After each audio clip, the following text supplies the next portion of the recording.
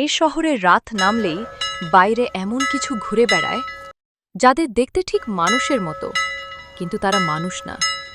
ওরা হাসে, কথা বলে, আর তোমার পরিচিত কারো মতো অভিনয় করে, শুধু একটা সুযোগের জন্য। শেরিফ প্রতিদিন ঘণ্টা বাজিয়ে সবাইকে সতর্ক করে, ঘরে ঢুকো, না হলে মরবে। একটা ছোট মেয়ে রাতে তার ঘরে একা, হঠাৎ জানালায় টোকা। সে দেখে তার দাদি দাঁড়িয়ে আছে বাইরে, কিন্তু সমস্যা একটাই, তার দাদি তো অনেক আগেই মারা গেছে। তবুও বৃদ্ধা মিষ্টি গলায় বলে, দরজাটা খোলো না, শুধু জানালাটা খোলো। মেয়েটা দ্বিধায় পড়ে যায়, আর ঠিক এই এক মুহূর্তের ভুল তার পুরো জীবন শেষ করে দেয়। কারণ জানালা খোলার সাথে সাথে ওটা আর মানুষ থাকে না। তুমি হলে কি জানালা খুলতে?